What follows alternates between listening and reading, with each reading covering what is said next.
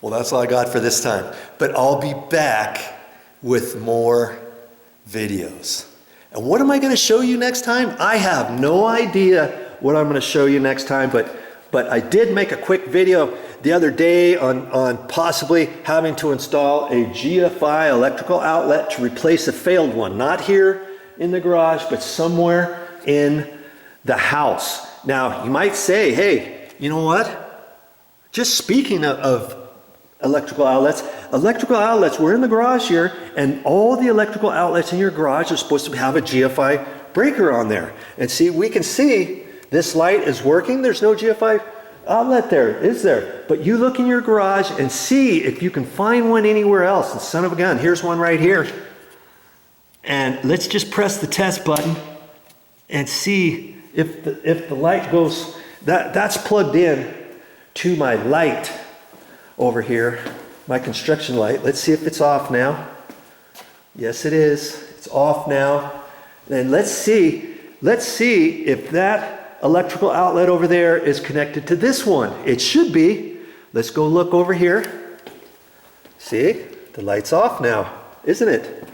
So that is connected to this GFCI electrical outlet. So the test button I pressed was the black one there. And I'm going to push the red one back in, press it in there hard. I pressed it in all the way. It seemed to have gone. Okay, let's walk back here. The light's on. We know the power's on. Look over here. And voila, the light's back on. Incidentally, if you have an electrical outlet and it's on a GFCI and your GFCI plug, you cannot reset it. Let's say you think this is not working, and that's what's happening inside the house at an electrical outlet that I think I have to replace. And I press the red button to reset it, nothing happens. I press the black one, it's not popped out, but I think the red button is already popped out inside the house. I can't reset it. And you know what happens with that? Sometimes it's because your electrical circuit breaker on your house connected to those, maybe it tripped and it popped your button out, your test button out, and you can't reset it until your breaker gets turned back on. You have to have power on your GFIs before you can reset the button. As far as I know, I'm pretty sure 99.9% because I've had that happen before. Okay, so always check that, and that's what I'm gonna have to do with the one inside the house, but I'm pretty sure that I'm gonna have to replace the entire electrical outlet.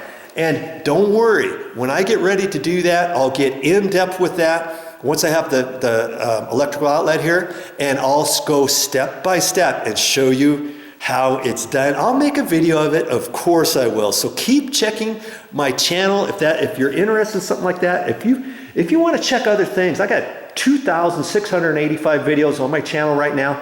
And once you see this particular video, you might see that, hey, he's got way more than that now. I've got enough material on my outside drive on my computer that I've got probably enough to make another 500 videos of different things that I've already done, and I'm anxious to get those on YouTube as well, because hey, the more videos I make, the more you will learn. I've got a whole series on fixing a drywall deck repairs and stairs and all kinds of stuff. Oh man, that thing took me maybe 6 weeks, 4 to 6 weeks to make all these videos. I have not uploaded them to my channel yet, and I'll be doing that here soon. And like I said, if you see this particular video, maybe I've already got those on there too. But check out my channel for all kinds of things. I like to save people money, and I enjoy doing it by making these videos. Okay, see you next time. Well, that's all I got for you for this time. I don't know exactly what I'm going to make, what video I'm going to make next time, but maybe, just maybe, it might be how to install chains, you know, for snow chains on this car. I've got some cable chains, and we've never had to drive in the snow with them just yet, but we got them anyways just in case we ever need them, and I want to go through a nice trial section, make a couple videos of it to show you that if I can install the chains, maybe you can do it too, and I'll do a dry run right here in the garage, because I need to do that to refresh my memory on how to install these tire chains. So maybe you'll see that video next time. Just keep watching my videos. You never know what you're gonna get.